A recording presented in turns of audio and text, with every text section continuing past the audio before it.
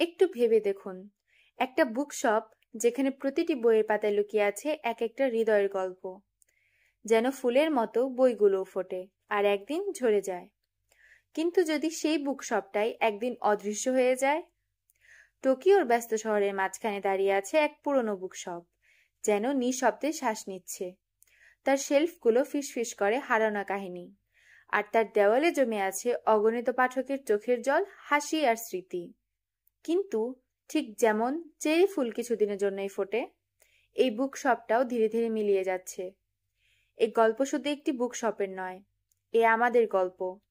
ভালোবাসার, যাকে আমরা ধরে রাখতে পারি না, স্মৃতির যেগুলো সময়ের সঙ্গে হারিয়ে যায়, এবং জীবনের যেখানে প্রতিটি অধ্যায় শেষ হওয়ার পর এক নতুন অধ্যায় শুরু হয়।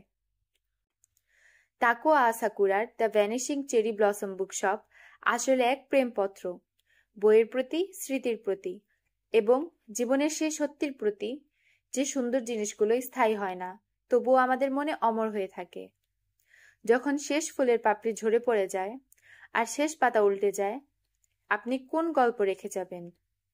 যদি আপনারও ভালো লাগে এমন গল্প যেখানে বাস্তব আর জাদু একসাথে মিশে যায়, তাহলে এই বই আপনাকে এক ভিন্ন ভ্রমণে নিয়ে যাবে। জানতে অবশ্যই এই বইটি পড়ে ফেলুন।